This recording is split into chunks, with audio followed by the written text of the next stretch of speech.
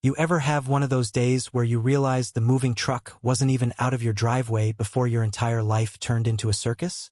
That was me standing there on my brand new porch, still clutching the keys, when this woman came tearing across the lawn like she was storming the beaches of Normandy. I swear, her voice could peel paint off a wall.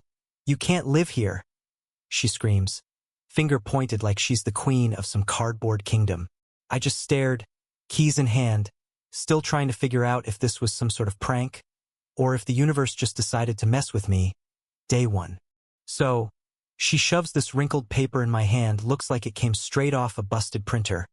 My name already filled in, accusing me of violating every HOA rule in the book.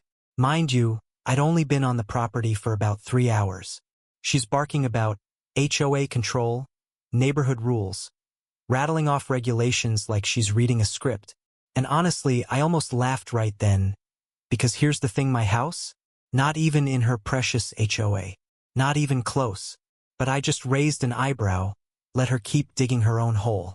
When I finally told her the truth that my property was outside her little fiefdom, her face went red. I mean, fire engine red, the kind you see in cartoons. "Don't play smart with me," she snaps. And now she's jabbing numbers into her phone, hands shaking like she's about to call in the National Guard. And just then, my wife steps out cool as a mountain breeze, our little girl on her hip. "Ma'am," she says, voice all calm steel, "this property isn't under your HOA. Please step off our porch." But Karen, oh no, Karen's on a mission.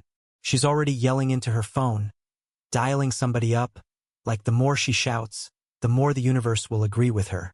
Let me back up a sec. If there's one thing I've learned in life, it's that folks like her don't just bark, they try to bite. And you can feel it coming, right? That cold twist in your gut when you realize she's not just making noise, she's calling backup. And I just knew, she wasn't calling the real cops. She was about to call in her own private army of fools, and I was about to be the main act. My wife gives me that look, the one that says, "Buckle up, honey, it's showtime." And wouldn't you know it, a couple minutes later, sirens start echoing down the street. Karen turns to me, this twisted grin on her face. "Now you'll see who runs this neighborhood," she says, like she just played her winning card. What she doesn't know, she's about to lose big. So these two blacked-out SUVs roll up. Not a single marking, windows so dark you could see your own reflection. They block my driveway like they own the joint, and man, I've seen enough in my time to know that's not how real law enforcement operates. Karen's running up to them, waving her arms, shrieking, "Over here! This man's trespassing, arrest him." Doors swing open, and out come 3 guys, all wearing the kind of uniforms you buy in bulk from a discount costume shop. No badges, no name tags, just shiny belts and radios that look suspiciously fake. My wife leans in and whispers, "They're not real cops." And I just nod, watching the ringleader puff up his chest, voice cracking as he tries to sound official. "Sir, you're in violation of HOA code. You need to leave the property immediately." It's almost funny, except it's not, because my little girl is holding tighter to her mama's shoulder, eyes wide as dinner plates, and that's the line for me. Nobody, and I mean nobody, scares my family. Karen, meanwhile, is standing there smirking like she's already won the lottery. So I pull out my phone, hit record, hold it up for the world to see. "This is my land," I tell them. "I have the deed right here. And you," I point straight at the fake cop, "you want to tell us who you really work for? Or do you want to find out what real jail looks like?" And for the first time, Karen's smile wobbles. But she doesn't back down, no. She just shrieks, "He's lying. Take him away." Like she's directing traffic at a demolition derby. The guy steps forward, but I can see the doubt flicker across his face. My wife moves a little closer, just in case, and I slip my wallet out of my back pocket. Karen's eyes are narrowed, probably thinking I'm just flashing an ID. But when I flip that wallet open, the silver badge inside catches the sunlight, and you could feel the temperature drop about 20 degrees. The fake cops freeze. Karen's jaw nearly hits the porch. I lock eyes with the lead guy. "I'm not just a homeowner," I say, voice cold as winter. "I'm a deputy. And the second you set foot on my land in a fake uniform, you committed a felony." Everything goes silent, no birds, no wind, Nothing but the sound of Karen sucking air through her teeth. One of the fake cops glances back at their SUV, like he's debating whether to make a run for it. Another guy's hand twitches toward his belt. But the minute he sees my badge, he's glued to the spot. They're sweating, and the crowd of neighbors, who've started to gather with their phones out, are recording every second. Karen, though, she's too far gone. Don't just stand there. Arrest him. He's got a fake badge, anyone can buy one online. She's yelling now, voice wobbling, but louder than ever, desperate to keep her grip on whatever power she thinks she has. Meanwhile, the neighbors are muttering, shifting their phones to get a better shot.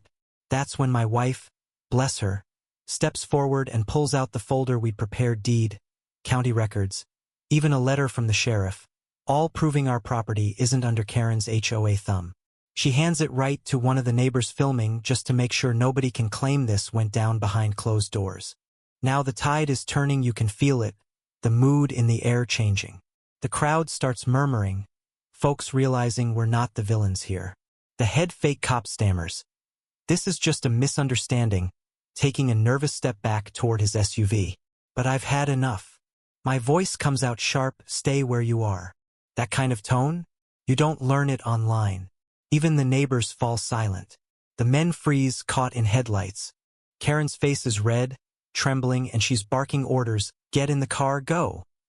But before any of them can make a move, here come the real sirens.